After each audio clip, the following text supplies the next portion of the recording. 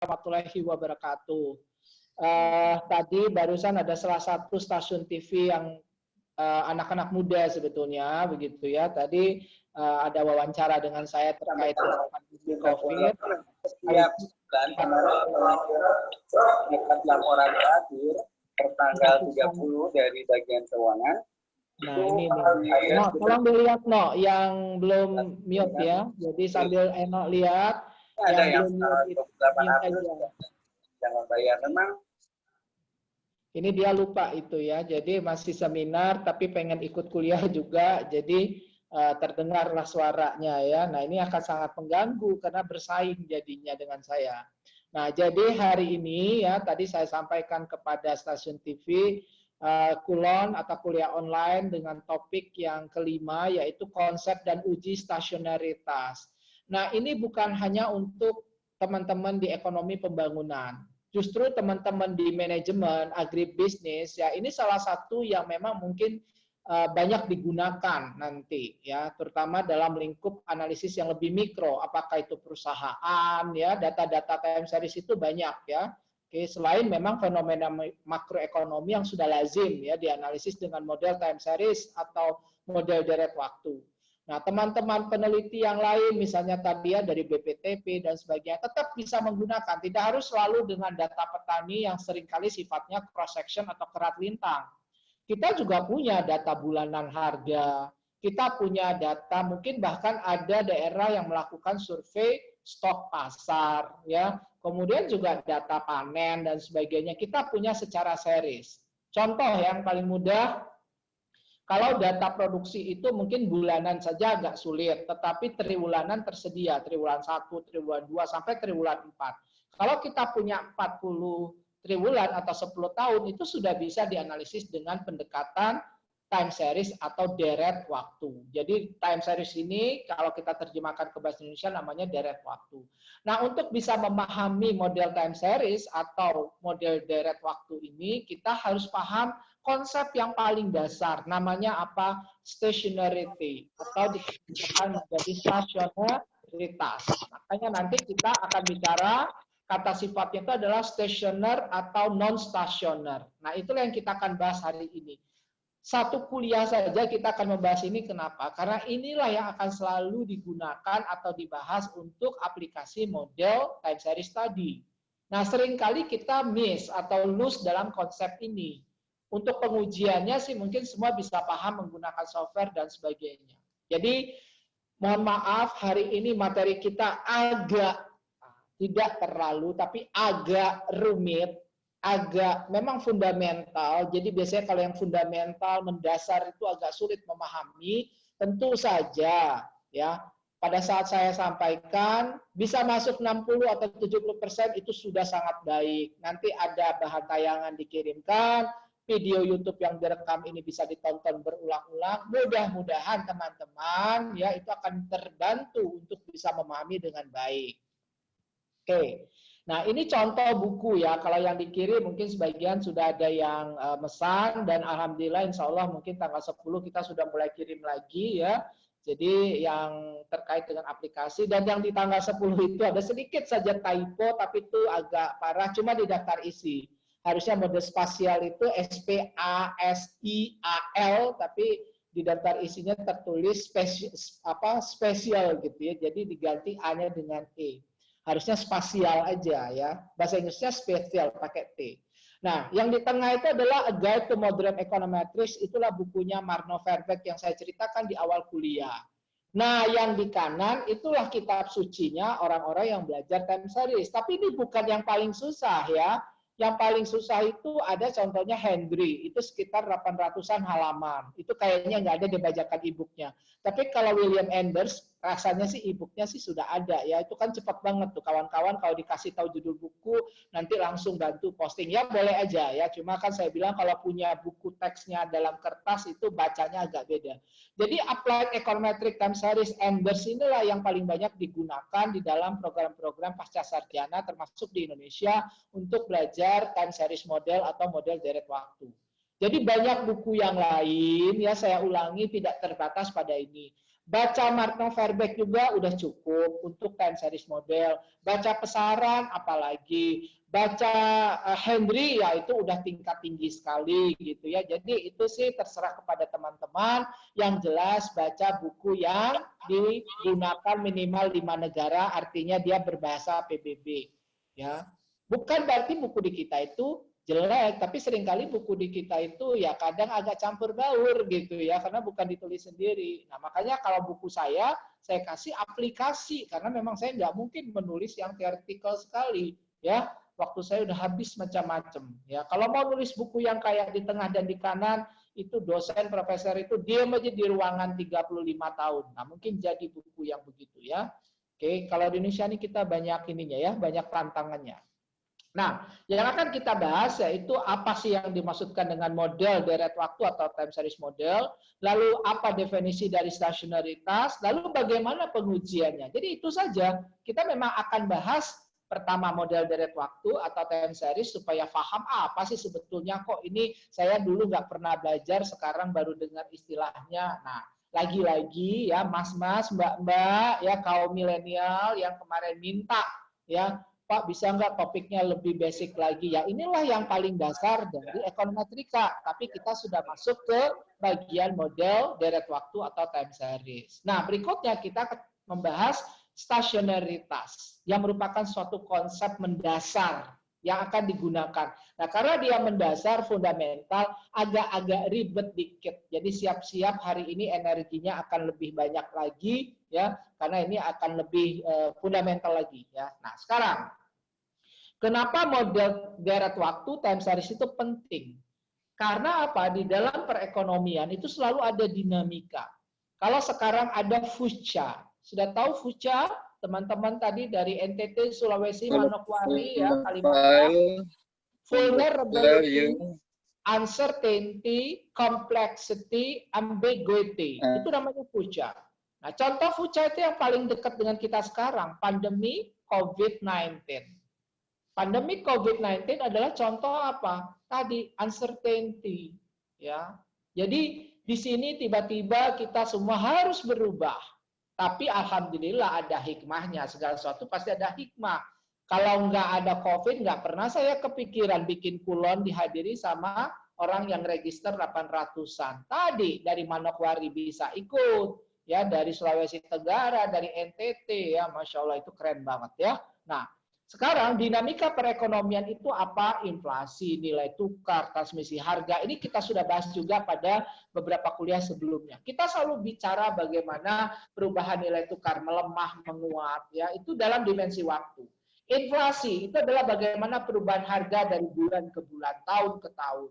Transmisi harga, apakah harga cabai yang minggu lalu jatuh di petani sampai 5.000 sekilo, lalu ditransmisikan besoknya kepada harga di konsumen menjadi 10.000, ternyata bisa dijawab sendiri. Nah, maka menariklah diteliti. Dimensi waktu lagi. Kemudian, tugas ekonometrika seperti di perkuliahan awal, itu selain menguji teori dan merumuskan kebijakan, yang paling penting juga adalah apa? Meramalkan, forecasting. Nah, kalau di dalam manajemen waktu itu saya kasih ilustrasi namanya economic order quantity, manajemen produksi. Kita harus tahu bagaimana penjualan di masa yang akan datang supaya kita bisa menyimpan bahan baku dengan efisien. Nah, berikutnya time series model ini dibagi dua. Nah, inilah dulu kenapa saya bikin buku yang sekarang ada aplikasi. Di 2006, awal sekali saya cuma bikin bagian yaitu univariate time series. Apa itu univariate time series? Yaitu dia bicara hanya satu variabel, makanya disebut satu ragam, univariate. Nah, apa yang akan dibahas? ARMA, SARMA, ARCH, GARCH. Nah, itu masuk dalam kelompok ini. Itulah yang kita akan bahas besok hari Sabtu. Nah, berikutnya ya, itu yang buku saya tulis 2006. 2011-2012 itu saya kemudian banyak penelitian dengan menggunakan VAR, VECM. Jadi sudah bicara vektor. Kalau vektor artinya apa? Multivariate, banyak variabel, banyak ragam. Nah, jadi kalau nanti teman-teman bicara, saya ingin meramalkan berapa nilai tukar rupiah terhadap dolar bulan September 2020. Itu univariate. Tetapi kalau teman-teman ingin lihat bagaimana ya kalau harga bawang dan harga cabai terus naik, lalu inflasi seperti apa? Lalu kemudian PDRB atau PDB bagaimana? Ya, nah itu sudah masuk ke beberapa variabel hubungannya, dampaknya satu sama lain, maka kita sebut multivariat. Itu akan kita bahas hari Senin. Jadi ini sudah sangat sistematis. Hari ini kita bahas konsep mendasarnya, stasionaritas. Besok kita bahas univariatnya, Senin kita bahas multivariatnya, Selasa kita lihat aplikasi komputernya. Tertarik nggak? Kalau nggak tertarik juga, aduh kayaknya udahlah ya, nggak usah belajar deh ya. Oke, jadi penyanyi aja lah ya. Oke, jadi penyanyi, bikin lagu yang bagus, ikut American Idol atau apa namanya itu ya, X Factor ya, global itu ya. Nah itu nanti kalau juara bisa dapat itu ya. 2 miliar atau berapa gitu. Itu juga nggak apa-apa gitu ya. Itu menarik. Setiap orang tuh punya talents ya, punya ya gift yang berbeda-beda yang diberikan oleh Yang Maha Kuasa. Nggak semua harus belajar yang seperti ini, ya. Tapi kalau apa namanya yang memang sudah ditakdirkan jadi peneliti ekonomi, jadi dosen ekonomi, nggak tertarik seperti ini ya berarti harus kuliah di kedokteran, pindah dulu ya nanti jadi dokter ya. Oke. Nah, sekarang kita masuk ke definisi stasionaritas. Bahasa Inggrisnya apa? Stationarity. Nah, jadi kalau pas itu berarti dari kata TY, ya. Oke, ngomongnya agak beda dikit lah. Stationarity. Ya. Jangan stationarity ya. Kalau riti itu nanti jadinya roti ya. Oke. Jadi nanti dilihat aja how to pronounce ya. How to pronounce semua kata-kata itu teman-teman sudah ada di Google. Saya kalau ngajar ekonomi itu yang pertama kali adalah bukan supply.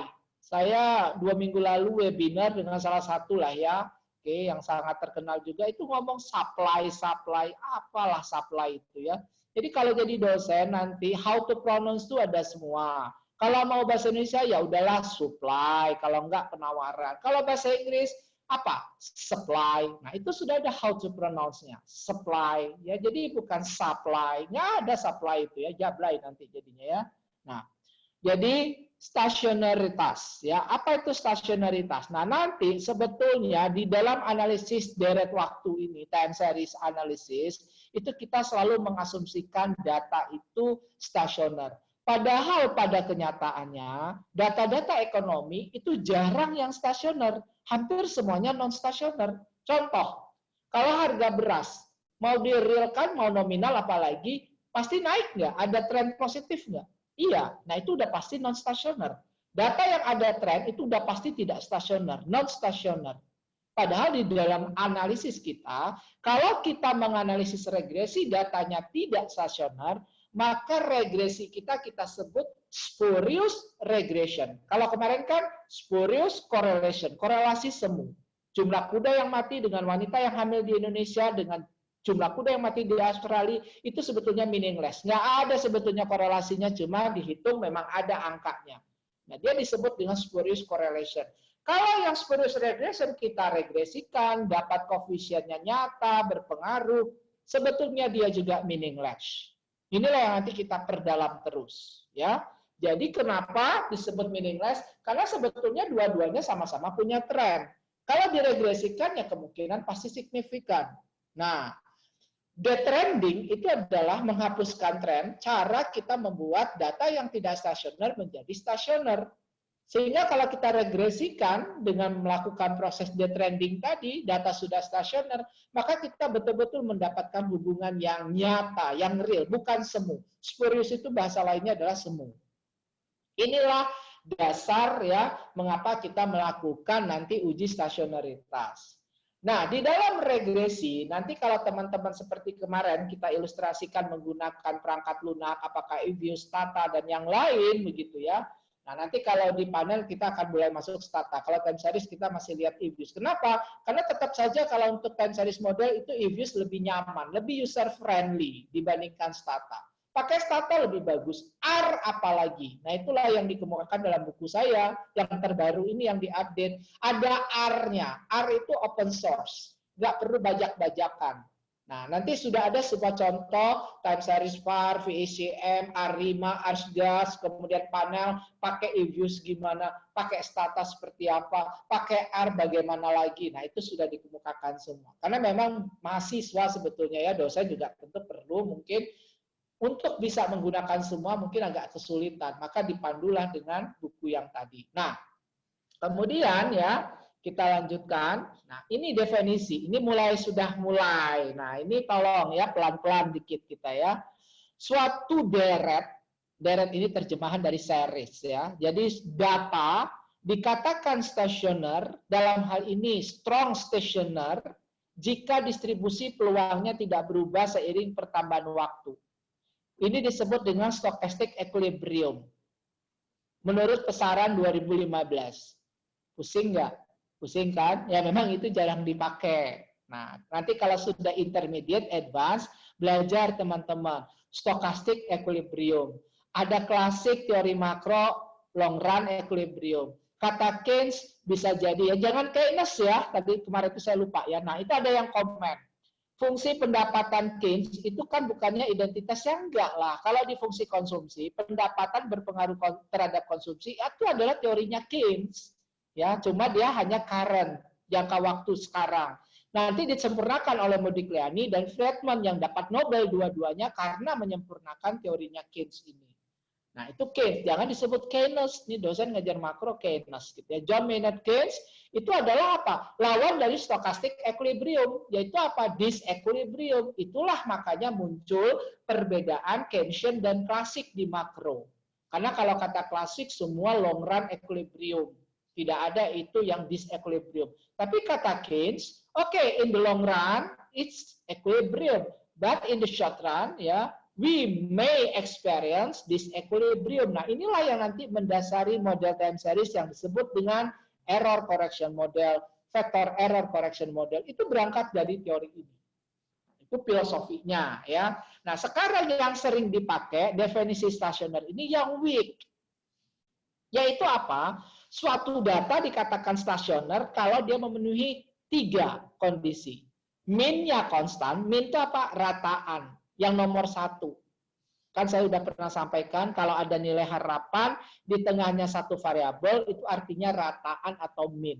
Nah, mu t, 1 ya, expected value of xt equals to mu t. Itu kalau bahasa Inggrisnya. Jadi kalau pakai bahasa Inggris, jangan dicampur aduk sama bahasa Indonesia.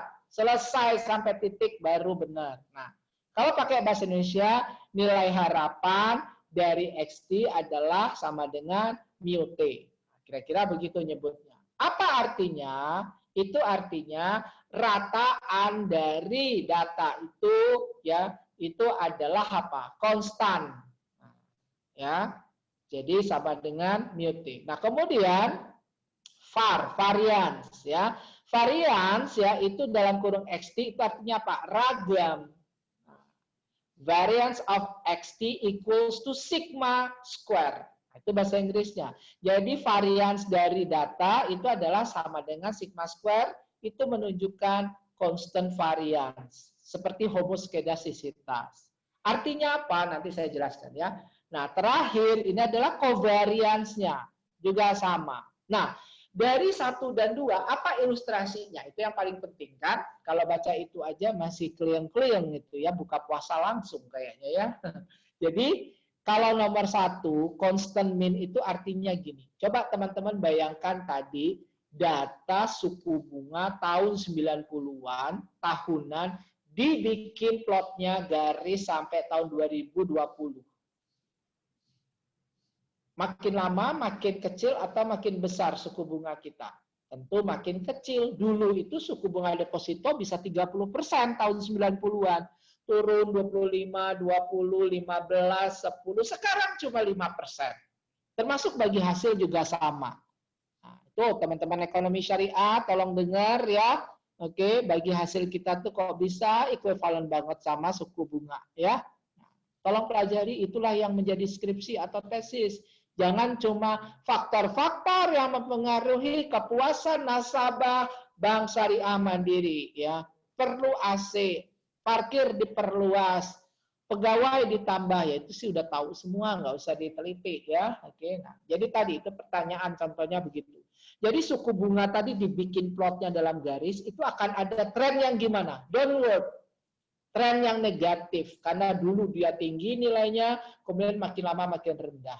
Maka data berfluktuasi apakah di sekitar rataan? Ya enggak. Kalau dari 30 ke 5 mungkin rata-ratanya 15. Data kita ada yang 30, ada yang 24, ada yang 27, ada juga yang 6, ada yang 7. Jadi dia ada tren, pasti dia tidak di sekitar rataan.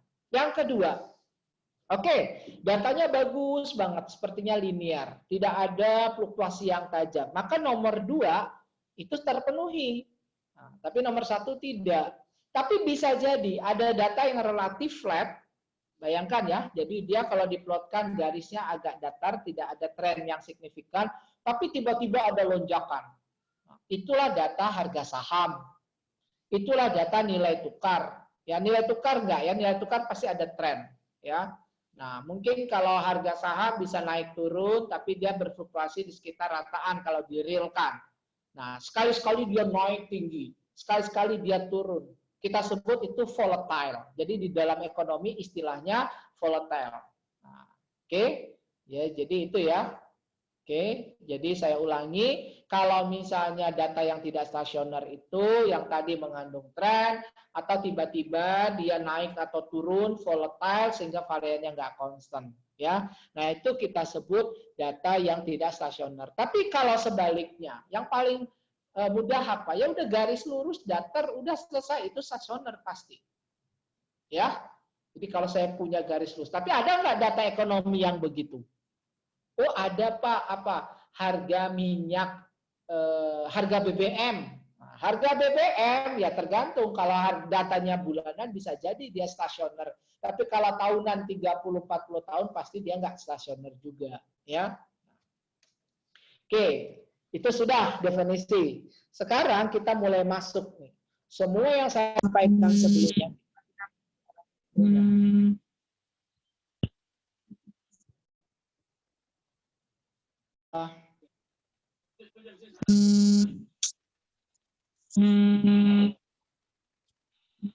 Tolong jangan ditelepon. Oke, kita lanjutkan. Aduh.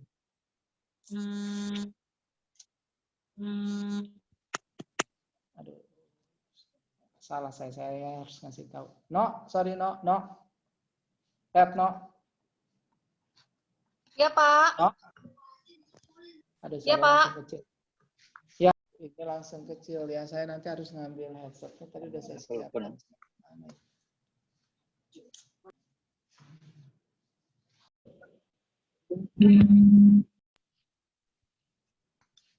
Oke, udah tayang kan masih kan ya? Baik ya. Aduh, sorry ya ini tadi gangguan. Halo? No? No? Halo? Retno? No? Retno, suara saya kedengaran, no? Kedengeran, Pak. Kedengeran Pak. Kedengeran, ini masih kedengeran. Soalnya yang hilang nih ditanya, soalnya saya harus ngecek dulu. Udah, no? Duh, Retno-nya mana lagi?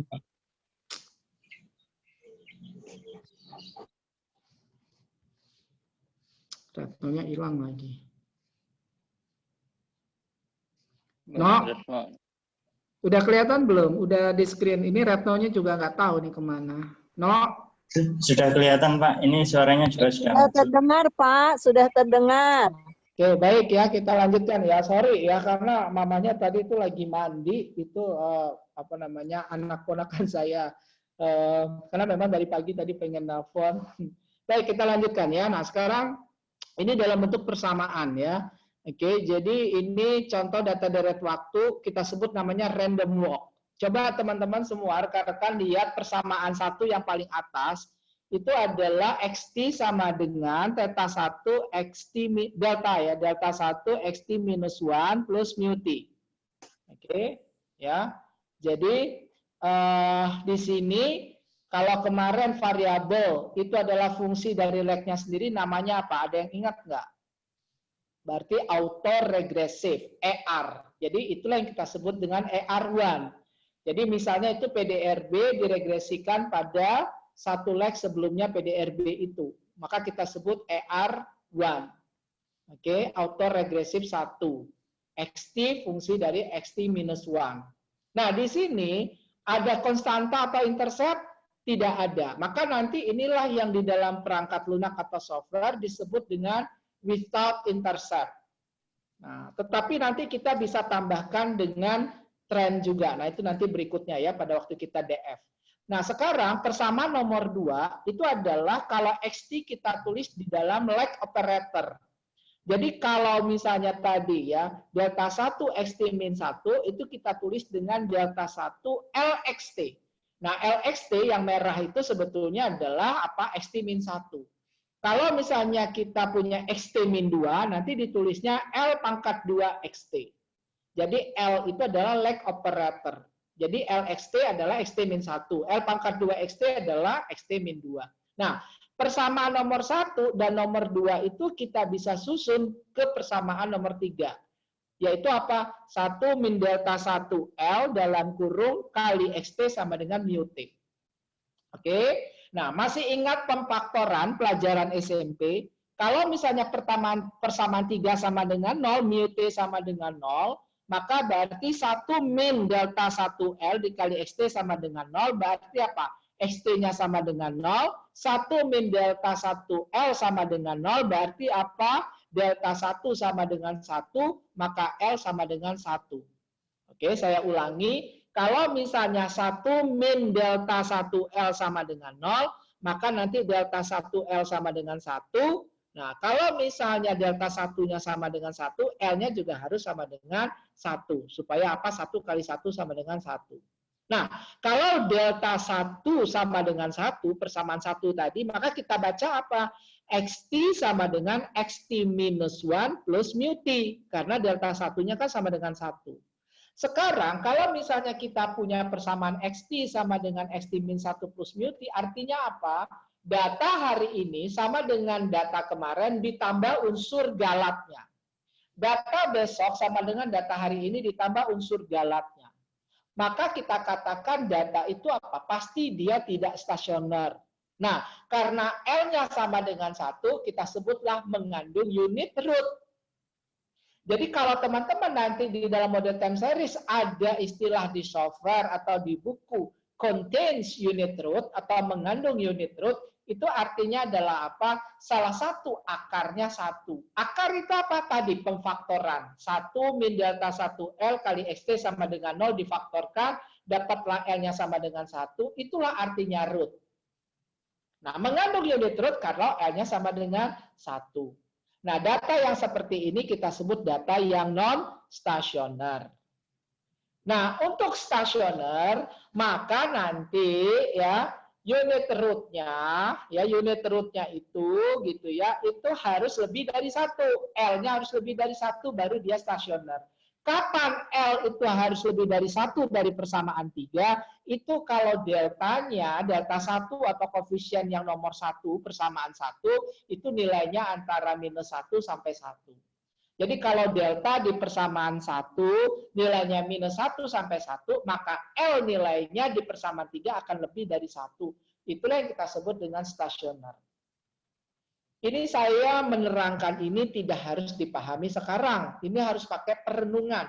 Tetapi inilah yang akan teman-teman temukan setelah tadi ngerti definisi stasioner yang min konstan dan varian konstan, yang tadi saya ilustrasikan dengan bentuk data, lalu sekarang ngerti dari persamaan unit root, maka nanti teman-teman kesimpulannya sih kalau gampangnya, yang stasioner itu adalah apa? Berarti dia tidak mengandung unit root. Kalau dia mengandung unit root, berarti dia tidak stasioner atau non-stasioner. Nah, kira-kira begitu. Oke. Nah, ini contoh nanti lebih mendalam lagi. Kalau kita punya persamaan nomor 4, XT sama dengan 3,9 XT min 1, tambah 0,6 XT min 2, minus 0,8 XT min 3. Nah, berarti persamaan 4 ini ER berapa? ERP kemarin berapa? Karena T min 3 berarti ER dalam kurung 3, ER3. Nah, AR3. yaitu XT, fungsi dari XT min 1 sampai XT min 3. Nah ini kalau kita faktorkan terus semuanya, kita nanti dapat akarnya, L-nya 2,5, L-nya minus 2, itu dimutlakan ya, berarti dua-duanya lebih dari 1. Tapi ada satu akar yang dia tadi minus 1 sampai 1, yaitu 0,25. Jadi kalau kita punya banyak L, semua harus lebih dari 1 kalau dia pengen stasioner. Satu saja ada akar yang minus 1 sampai 1, maka data yang ada di persamaan 4 itu dia akan non-stasioner. Apa sih maksudnya? Kalau persamaan 4 itu teman-teman coba bikin gambar, itu pasti nanti nggak akan cenderung flat. Tidak akan berfluktuasi di sekitar rataan. Dia akan naik turun tajam. Nah, maka dia berarti apa? Sesuai definisi berarti min-nya tidak konstan atau variannya tidak konstan, berarti dia non-stasioner. Silahkan coba sendiri ya, yang nomor 4 itu dibikin gambar. Oke, bagaimana caranya untuk mendapatkan persamaan data yang supaya dia stasioner? Maka yang pertama disebut dengan differencing, pembedaan. Yaitu apa? Nah, ini saya kasih ilustrasi ya. Ini belajar dari Kulon 1, waktu itu belum ada, sekarang sudah ada tabelnya. Coba lihat sama-sama. Kita punya data periode 1 di T sampai 72. Kalau itu bulanan berarti berapa tahun? Berarti bulan pertama sampai bulan 72 berarti datanya 6 tahun. Kita lalu punya data, katakanlah datanya, katakan misalnya harga XT 3, 4, 5, sampailah terakhir 9. Ya mungkin dalam ribuan atau dalam juta. Maka yang dimaksudkan dengan pembedaan, ya pembedaan pertama itu adalah definisinya XT dikurangi XT minus 1 atau XT kurangi XT minus 1. Maka kita mulai di baris kedua. XT kita adalah 4, satu periode sebelumnya XT-nya adalah 3. Berarti data XT-nya itu adalah 4 kurang 3 sama dengan 1. Sorry, itu kok minus 1 ya, salah itu ya. Jadi 4 kurang 3 harusnya sama dengan 1. Nah, di baris yang ketiga, XT dikurangi XT minus 1-nya adalah 5 kurang 4, berarti sama dengan 1. Dan seterusnya, maka kita punya plot data minus 1, 1, minus 1, 3, sampailah nanti bulan ke-72 itu 1. Ini kita sebut apa? Pembedaan pertama atau first differencing, yaitu XT kurangi XT min 1. Nanti kalau delta XT kita kurangi dengan delta XT min 1, berarti 1 kurangi min 1. Min 1 kurangi 1. Jadi nanti ada kolom baru yaitu delta XT kurangi delta XT min 1. Itu yang disebut dengan second differencing atau pembedaan kedua. Pak, boleh nggak ada pembedaan ketiga lagi dikurangi lagi? Nggak ada. Nanti silakan tanya kenapa nggak ada ya. Nah, kalau kita plotkan data yang XT, yang asli 3 sampai 9, dengan yang delta XT minus 1, yaitu harusnya 1 ya, 1, 1 ya, dan seterusnya, maka kita akan dapatkan data. Coba lihat, data aslinya ada tren nggak? Oh, udah kelihatan banget, upward trend, tren yang naik signifikan. Berarti dia stasioner atau non-stasioner? Udah pasti non-stasioner. Nah, yang kedua, datanya sudah mulai agak flat, tapi naik turun. Stasioner atau enggak? Ya, kalau by definition, dengan definisi tadi, bisa jadi stasioner, tapi kan nggak pasti. Makanya berikutnya kita membahas uji stasioneritas. Nah, rekan-rekan, uji stasioneritas yang saya sampaikan, ini masih ada teorinya. Ini 2 halaman lagi yang paling penting ya, karena waktu kita sekitar 10 menit. Nah, ada cara yang di buku-buku tahun 60-70-an. Karena besok kita bahas ARMA atau ARIMA, maka itu besok kita bahas. Namanya menggunakan FCF dan PSCF. Autocorrelation function dan partial autocorrelation function. Oke, itu kita akan bahas besok. Nah, kita langsung loncat ke yang tahun 79. Jadi setiap uji statistik itu harus ada sejarahnya karena ditulis di jurnal ekonometrika yang sangat bagus dan dia mungkin dengan pembimbingnya luluslah doktor. Nah, ini contoh. Tahun 79, Dickey dan Fuller itu menulis jurnal untuk mengemukakan bagaimana sebetulnya uji stasionaritas tapi sekarang sudah terukur dengan nilai statistik tertentu, distribusi tertentu. Sehingga nanti sudah ada H0, H1-nya. H0-nya apa? Datanya tidak stasioner. Berarti contains atau not contains unit root. Contains unit root atau mengandung unit root. Nah, H1-nya data stasioner berarti tidak mengandung unit root. Nah, dia mulai dengan yang tadi ya, yang tadi saya agak loncat, mulai dengan persamaan 5, yaitu seperti tadi, XT sama dengan delta XT min 1. Di persamaan 6 ditambah dengan XT sama dengan alpha plus. Nah, di persamaan ke-7 ditambah lagi dengan XT sama dengan alpha plus beta T sekarang, tambah delta XT min 1. Nah, kalau di perangkat lunak seperti EViews, ini disebutlah no drift, no trend, no with drift, no trend, with drift and trend. Nah, drift itu adalah kata ganti dari intercept. Jadi di persamaan 5 tidak ada drift, tidak ada trend juga. Tapi di persamaan 6 kita kasih alpha, konstanta, berarti with drift, tapi nggak ada trennya. Nah, di persamaan 7, sekarang ada asumsi data kita tuh sebetulnya punya intercept, dan dia juga punya tren. Nah, beta T itu adalah menggambarkan tren. Kalau di regresi biasa, teman-teman ini menarik sekali. Kalau teman-teman nggak bisa menangkap secara langsung teknologi seperti paten, varietas baru, dari tahun ke tahun nggak ada datanya, misalnya Ibu tadi dari BPTP NTT mau pakai data 40 tahun, tidak ada jumlah varietas ataupun adopsi varietas di NTT, Ibu wakili semua teknologi itu dengan tren. Jadi nanti bikin kolom baru, yang kolom baru itu adalah isinya tahun, tapi diganti dengan T. Tahun misalnya pertama 1, tahun kedua 2, itu diregresikan 1, 2, 3, 4, sampai 40 jadi variabel baru, itulah yang namanya beta T atau tren. Nah, di dalam regresi biasa untuk time series itu kita sebut apa kalau kita pakai OLS? Mewakili teknologi. Karena dia tidak ditangkap oleh variabel independen yang ada. Jadi tren itu nanti akan memperbaiki model kita juga, variabel tren itu, karena dia mengambil sebagian unsur galak yang sebelumnya tidak bisa kita tangkap. Oke. Nah, jadi DF ya, Dickey and Fuller itu mengasumsikan pengujian stasioner itu dengan 3 bentuk model ini. Nah, kemudian Dickey dan Fuller bilang dengan persamaan nomor 5. Tetapi untuk menjamin datanya stasioner, dia nggak pakai persamaan nomor 5 murni, dia pakai persamaan 8, yaitu delta XT sama dengan delta star XT min 1. Oh, di sini kebetulan delta dua-duanya. Jadi kalau segitiga juga delta. Delta XT sama dengan delta star XT min 1 plus mu T. Nah, delta star itu adalah delta min 1. Jadi kalau nanti persamaan nomor 5, XT kurangi XT min 1. Berarti sama dengan apa? Delta XT min 1 kurangi XT min 1. Jadi itu cuma transformasi. Nah, yang XT dikurangi XT min 1 di persamaan 8 disebut delta XT. Nah, sedangkan yang delta XT min 1 dikurangi XT min 1 itu disederhanakan jadi apa? Delta min 1 dalam kurung kali XT min 1. Nah, delta min 1 dalam kurung diganti dengan delta star. Maka dapatlah kita persamaan nomor 8, delta XT sama dengan delta star XT min 1 plus mu.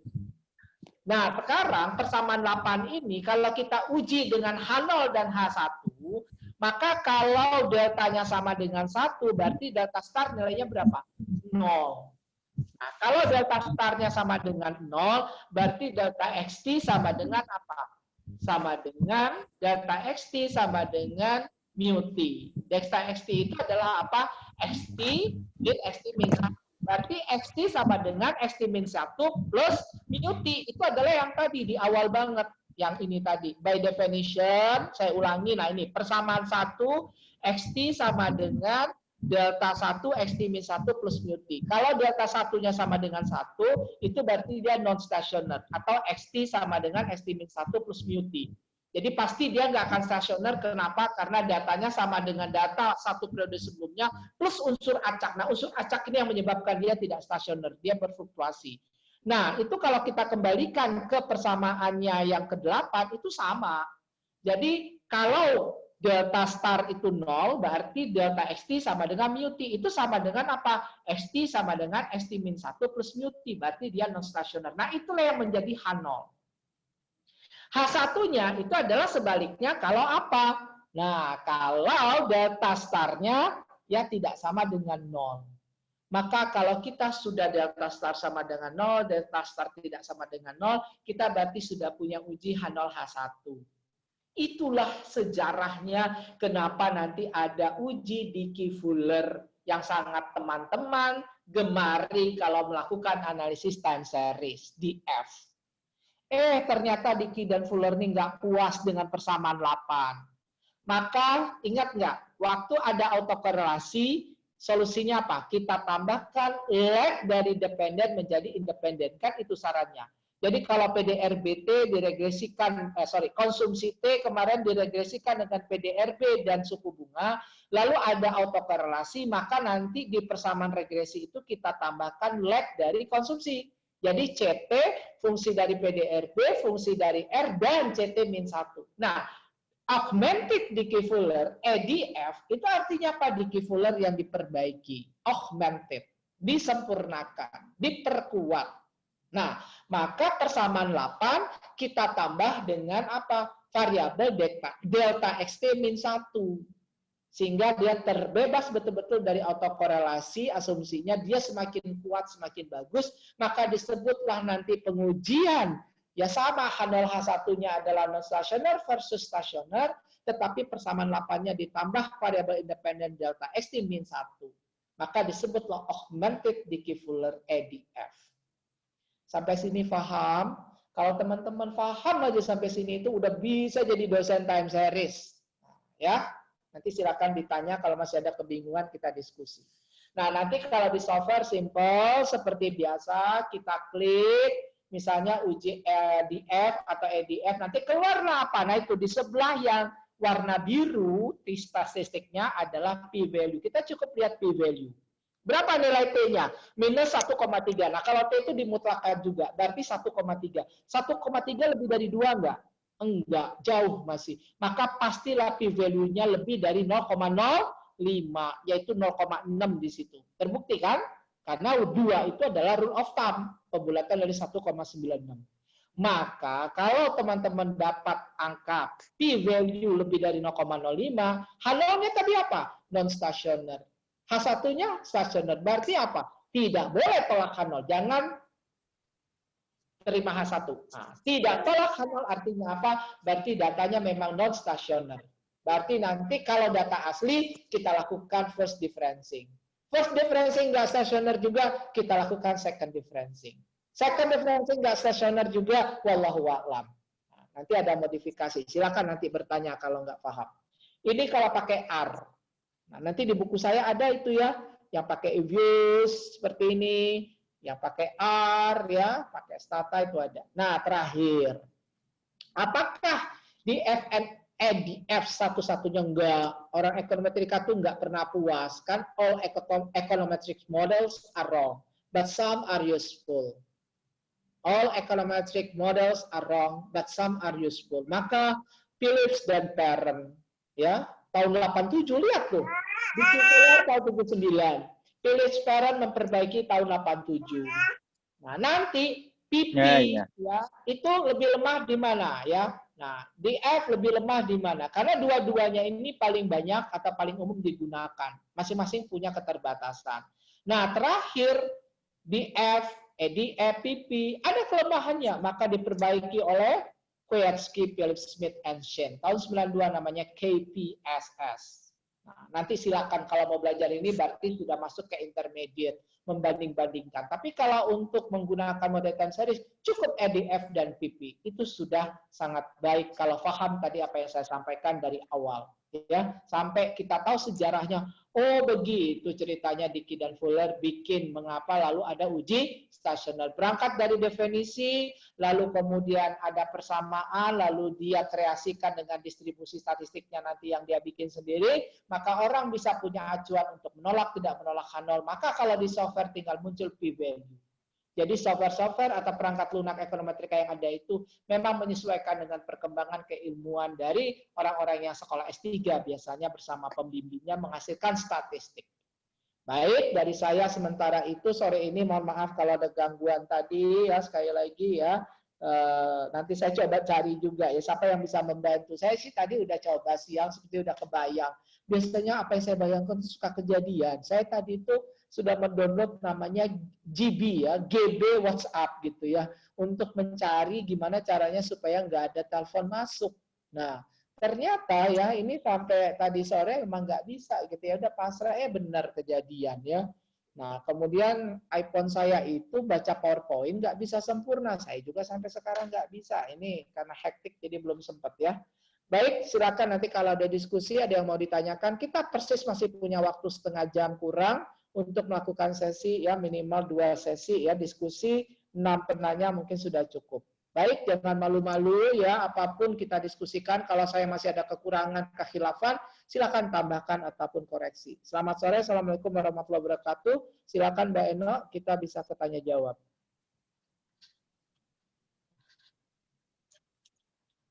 Baik, Mbak Eno. Baik, terima kasih Prof. Firdaus atas presentasinya, paparannya.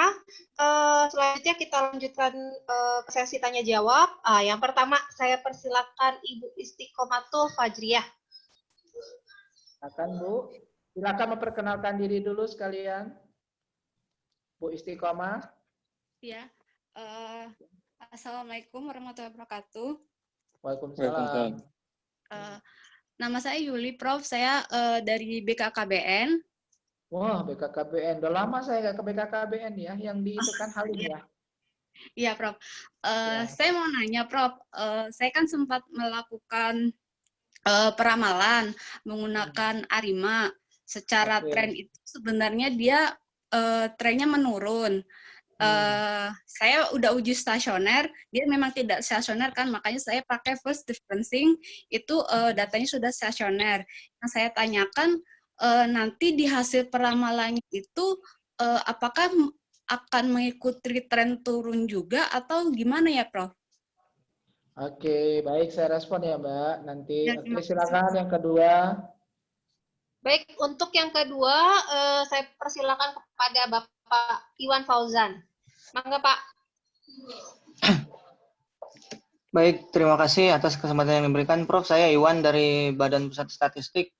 Oke, Yang mau saya tanyakan,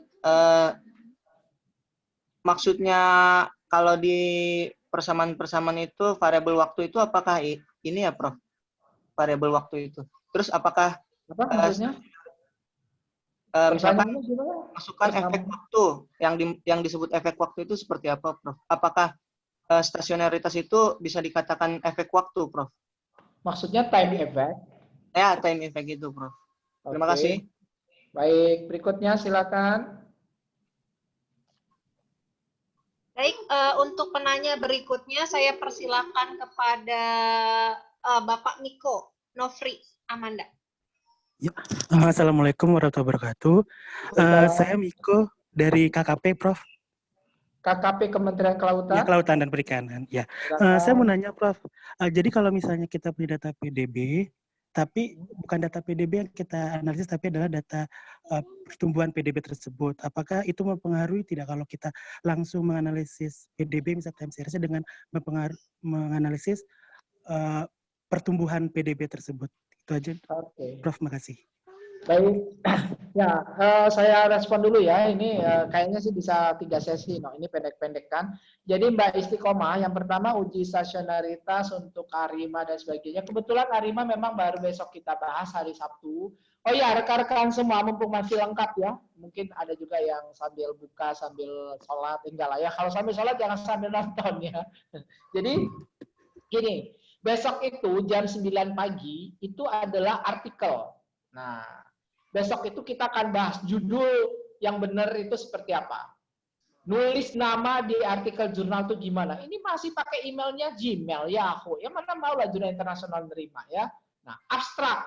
Abstrak itu ada 5 kalimat atau 6 kalimat apa saja. Kata kunci yang selalu salah. Saya tadi baru mereview berapa jurnal itu ya. Itu kata kunci salah semua gitu ya. Jadi itu yang besok kita bahas sampai pendahuluan.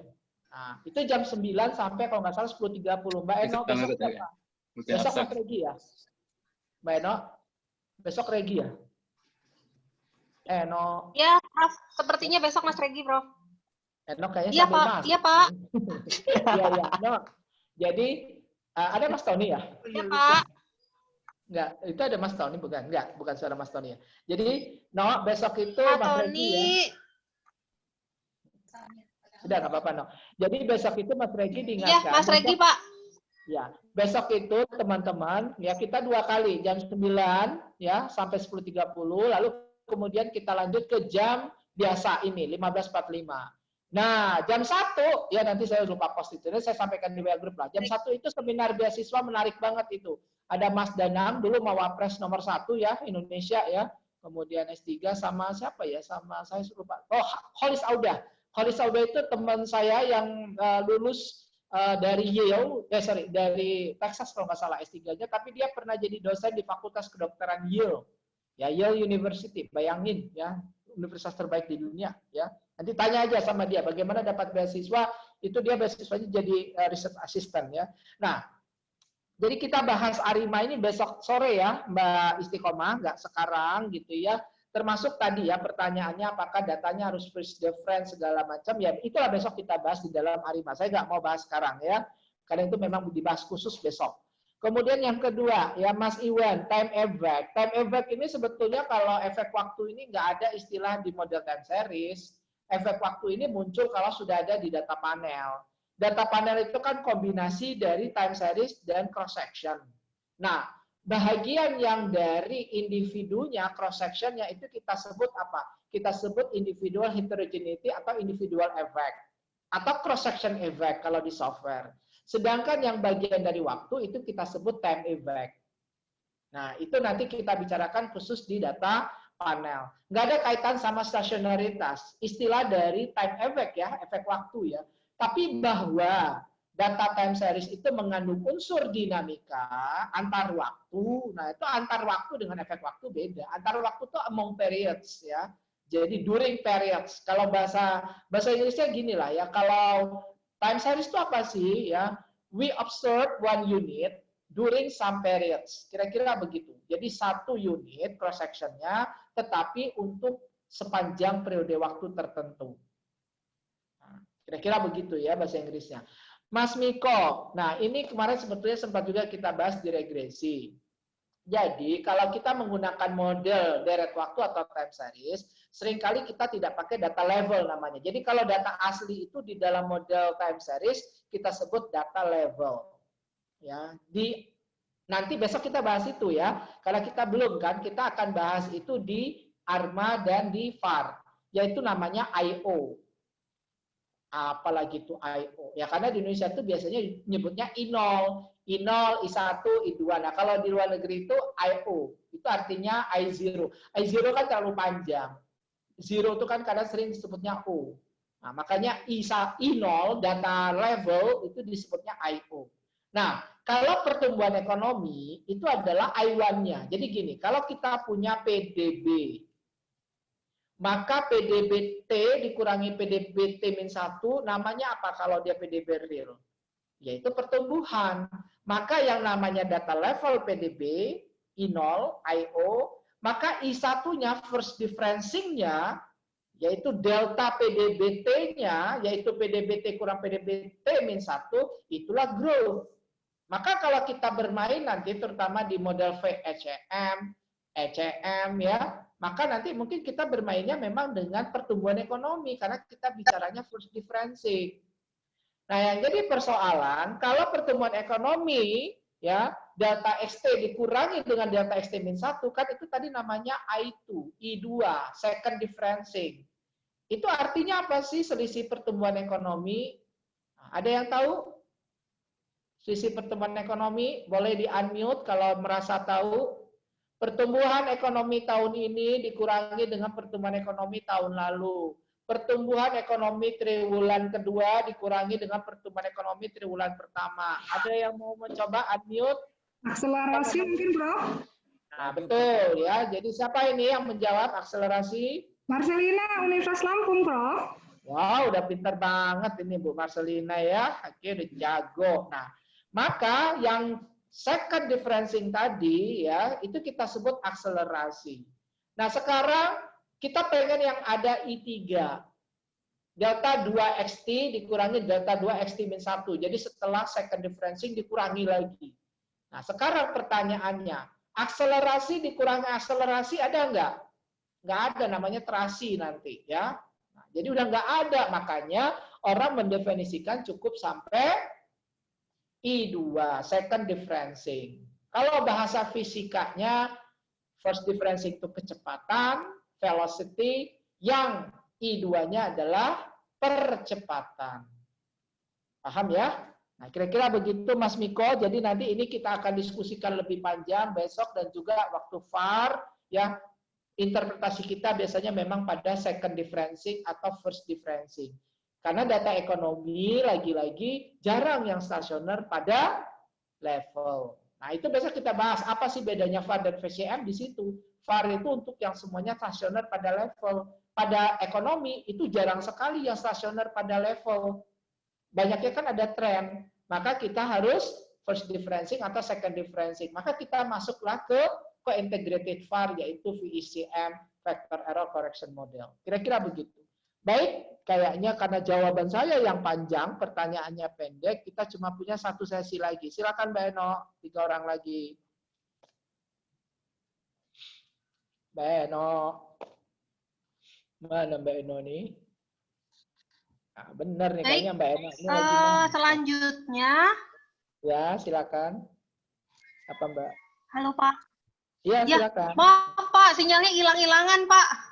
Iya, nggak tahu. Nih, untuk selanjutnya, Bapak Aniti Nayani.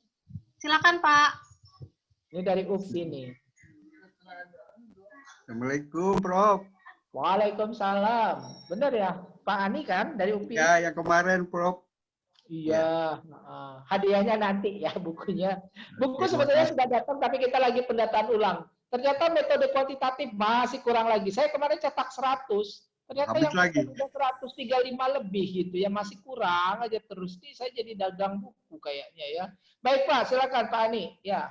Tentang itu tadi first difference sama second difference. Oke. Nah, ketika membuat pemodelan, buat forecasting, itu nanti yang dipakainya yang pertama yang first difference apa yang second difference, Pak? Oke, nanti saya respon ya. Baik, terima kasih, silakan Mbak. berikutnya. Yuk. Ayo silakan. Baik, selanjutnya saya persilahkan kepada Ibu Rositaria. Mangga Bu. Bu Rositaria. Assalamualaikum warahmatullahi wabarakatuh. Halo Bu. Waalaikumsalam. Waalaikumsalam, silakan. Ini dari Jambi ini kemarin ya? Saya kemarin Prof dari Badan Ketahanan Pangan. Iya, BKP ya. Baik Prof, dari apa yang disampaikan Prof Firdaus kan tadi ada mengenai stasioner terhadap rataan dan terhadap ragam. Apakah dari uji ADF ini dia sudah mencakup keduanya, Prof? By definition ya, jadi dengan definisi ya. Oke, nanti saya respon ya. Oke, Baik, silakan. terima kasih, Prof. Ya. Baik, selanjutnya saya persilakan kepada Ibu Anggreni TH. Selamat. Izin di-unmute, Bu. Oh ya, selamat sore, Prof. Ya, dari mana ini? Saya Anggra dari UGM, mahasiswa UGM. Mahasiswa apa? FEB? FEB, MSIIE. Oh, semester berapa? Semester 2. Semester 2. Waduh, udah ikut kuliah. Canggih banget. Iya. Lulusnya 2 tahun lagi. Oke, silakan, Mbak. Ya, saya mau izin bertanya. Kemarin saya mencoba uji stasionaritas untuk data utang rumah tangga presentasi utang rumah tangga terhadap GDP, data kuartalan. Nah, saya coba. Oke, proporsi ya, proporsi utang rumah tangga. Oke. Nah, saya coba uji stasionaritas dari level first difference sampai second difference untuk ADF itu dia tidak stasioner. Nah, setelah saya uji dengan Phillips-Perron itu menjadi stasioner. Saya mau bertanya. Di mana Phillips-Perronnya stasionernya di mana? First difference? Di first difference. Nah, saya mau bertanya, Phillips-Perron itu apakah model robust dari ADF? Kenapa hasilnya itu jauh lebih baik? Kemudian kalau kita pakai kok lebih baik bilangnya? Nanti saya respon. Lebih sehat mungkin. Enggak, ya udah nanti saya respon ya, nggak apa-apa. Terus? Iya, terus untuk ADF kalau kasusnya seperti itu kita pakai alat ADF ternyata tidak stasioner, ternyata Phillips-Perron stasioner itu jadi kesimpulannya apa? Apakah stasioner atau tidak stasioner? Seperti itu, Prof. Terima kasih. Oke, baik. Oh iya. Tadi Pak Ani ya. Pak Ani ini bertanya tentang kalau kita mau bikin forecasting, Nyala go. first differencing atau second differencing. Ya, dua-duanya boleh Pak, yang penting dia stasioner. Jadi kalau dia sudah stasioner pada first differencing, Bapak pakailah first differencing. Kalau dia stasionernya pada second differencing, karena first differencing belum stasioner, Bapak pakai second differencing. Nah, itu yang kita bahas besok memang di dalam ARMA. Jadi di ARMA itu ada yang namanya PDQ, PDQ. P-nya itu adalah ER. Ingat ya, selalu kalau di time series, ketemu benda P, itu adalah lag. Lag dari dependent, namanya autoregressive. Kalau kita ketemu yang nama bendanya Q, ya Q, itu adalah ME. Itu adalah lag dari error term. Nah, di ARMA itu yang besok kita bahas. Di tengah-tengahnya ada yang namanya D. D singkatan dari apa? Jadi orang tuh nggak semua bikin. Jadi gini ya, tidak ada yang dihafal mati-matian terus nggak ngerti apa yang dihafal. ARMA PDQ. ARMA PDQ itu dihafal PDQ-nya. Mahasiswa 112, P-nya 1, Q-nya 2, D-nya 1. Nah, cuma sampai situ. Itu sih bukan paham, itu ngafal. Nah, kalau kita paham tadi, P1, oh berarti satu lag dari dependent menjadi variabel independent. 112, berarti duanya, berarti ada ET-1, ET-2. Errornya berarti lagnya sampai 2. Nah, di tengah-tengahnya 1, D. D itu singkatan differencing. Kalau dia 1, berarti apa? First differencing. Kalau dia 2, second differencing. Kalau dia 0, berarti dia data level, IO. Bapak boleh nggak meramalkan pakai level 0? Boleh. Asal dia sudah stasioner. Jadi mau dia itu level, mau dia itu first different, mau second different, as long dia stasioner, Bapak ramalkan dengan menggunakan ARMA, ya boleh. Makanya bisa aja model kita 101. Nah, ya. Nah, tetapi yang 0 itu jarang, kecuali datanya dibikin-bikin. Nah, saya loncat dulu ke Mbak Anggra ini, ya. Oke, nanti balik lagi ke Mbak Rizalya, tapi sama lah ya. Misalnya tadi Mbak Anggra ini datanya apa? Utang. Nah, ini saya senang banget nih ya, udah benar ini ya. Karena di Indonesia itu mungkin 90% orang bilangnya hutang. Termasuk teman-teman Kemenkeu kadang ya, padahal kan surat utang luar negeri. Ya, kalau misalnya DJPU, kalau zaman dulu kan Dirjen Pengelolaan Utang, kan bukan hutang ya, tapi sayangnya apa tuh pajak, nah, pajak ya yang online itu tertulisnya masih hutang. Saya udah pernah protes tuh ke KPW-nya Ciawi ya waktu sosialisasi. Kok bisa gitu ya? Itu masih pakai hutang. Hutang tuh nggak ada di kamus ya, yang ada utang. Nah, jadi nggak pakai H apalagi K. Jadi utang dibagi dengan PDB atau PDRB. Nah, ini sih sebetulnya rasio-rasio ya, variabel yang kita create. Nah, dalam konteks ini bisa jadi dia stasioner pada level, karena trennya nggak pasti. Nah, tetapi dalam hal ini Mbak Anggra ini berhadapan stasioner tidak pada level, stasioner juga tidak pada first difference, stasioner juga tidak pada second difference. Tapi pada saat dia PP, dia stasioner pada first difference. Nah, pertama Mbak, pasti tidak stasionernya EDF itu mepet-mepet. Ya, nggak mungkin dia beda nyata banget, karena prinsipnya sama kok. Apakah PP lebih robust dari EDF? Enggak. Tapi tadi coba balik lagi ke bahan kuliah saya, kan ada kondisi. Ya, finite atau infinite sample ya. Jadi dari data karakteristiknya nanti EDF punya keterbatasan apa. Makanya kemudian muncul PP. Tapi apakah kita pastikan bahwa PP lebih baik? Enggak ada yang lebih baik lebih buruk ya. Sampai sekarang ini semua software masih menampilkan EDF, masih menampilkan PP. Karena ini stokastik ilmunya, ekonometrika. Enggak pasti. Ya, tergantung karakteristik datanya. Makanya mereka menyediakan semua. Kalau sudah pasti nggak benar, salah, pasti mereka buang. DW pun masih ada loh. Ya, Darwin-Watson itu bukan salah. Uji autokorelasi DW itu bukan salah, tapi punya keterbatasan. Nah, di F dia punya keterbatasan diperbaiki dengan EDF. Kalau itu iya. Tetapi kalau PP, termasuk TPSS, itu juga bukan berarti pasti lebih bagus daripada semuanya. Makanya orang lebih banyak menggunakan EDF atau PP. Nah, yang jelas kita konsisten. Kalau semua uji stasioner kita pakai EDF, ya berarti kita percaya data kita lebih cocok karakteristiknya dengan EDF. Kalau misalnya lebih cocok dengan PP, ya PP. Tapi pasti kalau hasilnya beda itu jarang banget, ya dan pasti mepet signifikansinya. Artinya mungkin dia 1,8, masih agak sedikit kurang ke 1,96. Pas nanti dengan pipi, dia T statistiknya naik lagi sedikit. Nah, kira-kira begitu. Ya, jadi di dalam ekonometrika tidak ada semua, bukan hanya ekonometrika, ilmu COVID juga sama. Ya, there is no absolute truth. Ya, the absolute truth is only in holy book. Hanya ada di kitab suci. Itu yang harus ditekankan. Oke, apalagi ekonometrika. Tiap tahun ada statistik baru. Makro, setiap periode nanti ada teori baru. Ya, nah, kira-kira begitu. Kemudian terakhir Mbak Rositaria, ya. Apakah uji EDF tadi sudah mencerminkan definisi? Ya iya, kan tadi saya sudah giring. Yang pertama, mean-nya konstan, variannya konstan. Lalu saya tunjukkan persamaan XT. XT sama dengan delta 1, XT min 1 plus mu T. Kalau delta 1-nya sama dengan 1, berarti apa? XT sama dengan XT min 1 plus mu T. Plus error, galak. Berarti datanya misalnya apa? Harga cabai hari ini adalah sama dengan harga cabai kemarin, tambah unsur acak. Hujan, biaya transportasi, dilarang karena PSBB, itu semua adalah galat. Maka mungkin nggak datanya akan flat, sama terus. Kan nggak mungkin. Jadi kalau tanpa galat, nah ini cara memahami ya, kan nggak mungkin saya jelaskan semua itu sampai ngerti banget. Kalau itu sih nanti jadi konsultasi privat gitu ya.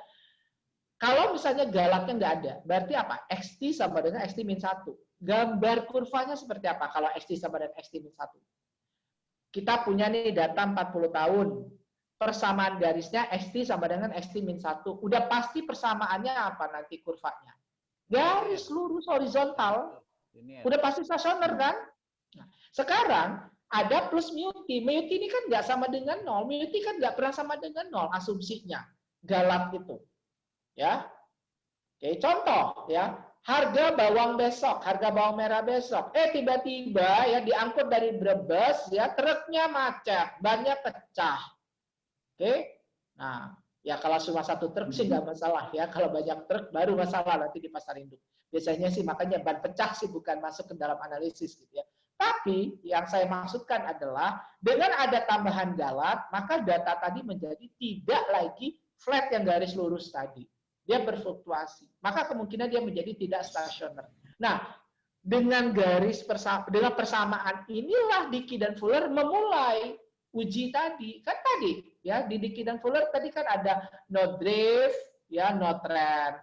With drift, no trend. With drift, with trend. Nah, yang no drift, no trendnya kan sama persis dengan teori awal kita definisikan tadi yang L sama dengan 1 ada akar unit. Nah, jadi Mbak Rosita, tentu saja Dickey dan Fuller dengan definisi itulah kemudian dia merumuskan uji. Itulah yang ditransformasi. Baik, masih ada no? Kayaknya cukup ya. Sudah lumayan panjang lebar. Ada lagi? Masih ada sebetulnya yang raise hand 2 orang lagi. Itu boleh deh. Siapa? Silakan. Ada yang masih mau? Masih ada waktu sih 4 menit. Siska Deci Wulandari. Ayo silakan Siska, masih dapat. Halo. Ya, baik, silakan memperkenalkan diri. Prof. Ya. Halo. Ya, halo, kedengaran. Waalaikumsalam. Perkenalkan saya Siska Deci, Prof dari Lion Air, Prof. Lion Air, oke. Lion Air. Jakarta ya? Iya. Nah, silakan Mbak. Kebetulan saya sedang tesis nih, Prof. Cuma sedikit rada bingung karena memang ngambil 2 pikiran gitu dari 2 dosen pembimbing sama dosen metodologi riset. Oke, biasa itu. Nah, Eci itu ngambil konsentrasi keuangan, Prof. Oke. Nah, yang seharusnya keuangan kan mentok banyak hitungan ya. Iya, semua juga kalau ekonomi pasti banyak hitungan. Terus gimana? Iya, jadi jurnal yang dipilih dosen pembimbing Eci itu lebih ke kinerja manajerial gitu loh, Prof. Jadi lebih banyak lebih mengharuskan untuk pakai kuesioner daripada data sekunder gitu, Prof. Oke, terus pertanyaannya? Eci bingung itu. Eci sebenarnya kan harusnya itu sarannya untuk pakai BPJS karena modelnya itu multi group, Prof. Terus? Tapi awalnya itu mau pakai data sekunder dengan pakai data Garuda Indonesia, Prof. Jadi Eci rada bingung, Eci harus pakai data yang mana gitu. Secara jurnalnya itu mengarahkan ke harus kuesioner, bukan data sekunder gitu, Prof. Oke, baik-baik ya. Oke, saya respon aja ya langsung ya. Nanti ya, Prof. Ikut kuliah ya, jam yang pagi ya, karena besok pagi itu baru sesi jurnal ya. Nah, jadi gini. Ini ekonometrika itu boleh nggak pakai data primer? Ya boleh banget. Siapa yang bilang nggak boleh? Tapi biasanya analisisnya lebih cenderung pakai data yang cross section, ya. Jadi yang panel atau cross section itu nanti pakai data primer. Nanti kita bahas di data panel, ya. Kalau mau pakai data yang primer. Kalau untuk time series nggak mungkin dong kita merecord data sampai 3 tahun kapan selesainya tesisnya. Maka kita biasanya pakai data sekunder kalau analisisnya time series yang kita bahas hari ini. Dan besok kita lanjutkan sore, lalu kita lanjutkan lagi Senin sore. Kita lanjutkan lagi sampai terakhir Selasa sore. Itu kita bahas terus time series ya. Nah itu memang cenderung pakai data sekunder. Nah pilihannya, sekarang penelitian kita itu mau betul-betul apa? Manajemen keuangan kah? Atau sebetulnya manajemen strategi? Kalau manajemen strategi, nggak mungkin pakai analisis time series, nggak mungkin pakai VAR, nggak mungkin pakai VCM, nggak mungkin pakai ARMA. Bikin strategi pakai itu, yang keluar nanti bukan strategi gitu ya. Nah, tetapi biasanya itu memang untuk analisis apa? Manajemen keuangan, kalau yang time series ini. Manajemen strategi, ya dia nanti punya minimal apa, saya nggak tahu lah ya sekolahnya di mana, tetapi kalau di IPB diajarkan namanya apa? Analisis keputusan majemuk. Nanti diajarkan apa? PADZI, model PADZI, kemudian ESP, AHP, ENP. Yang basicnya apa? Baca buku David, QSPM, IVEV, Matrix, dan sebagainya. Atau yang lebih sederhana lagi apa? Snack diagram, whatever gitu ya.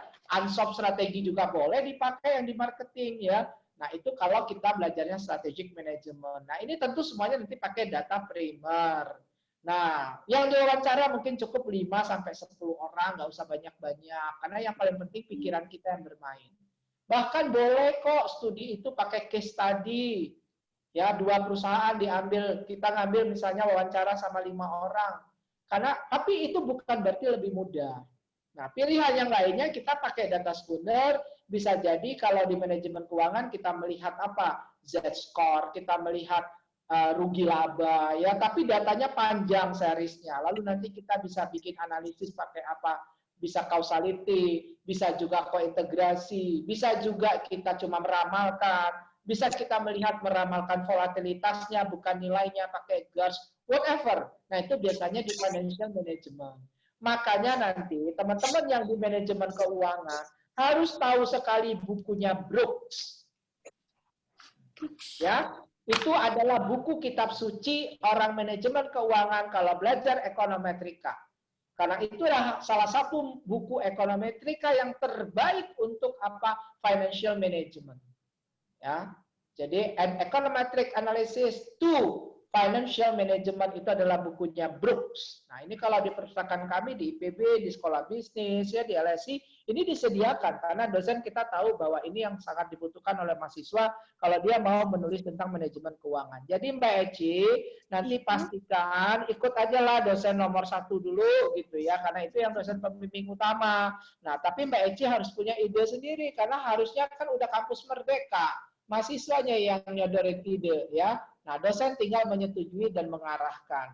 Karena di sini banyak dosen ya, sekalian pesan ya untuk kita semua dosen, bagi diri saya sendiri juga, kalau ada ide yang datang dari mahasiswa, justru itu yang kita harus hargai. Nah, kita tinggal mengarahkan, membimbing, karena kita bukan yang mengerjakan, kita membimbing tugasnya. Ya, baik, saya rasa itu. Terima kasih sekali lagi ya, kita bisa akhiri sesi sekarang. Selamat sore, assalamualaikum warahmatullahi wabarakatuh. Silakan. Waalaikumsalam warahmatullahi wabarakatuh.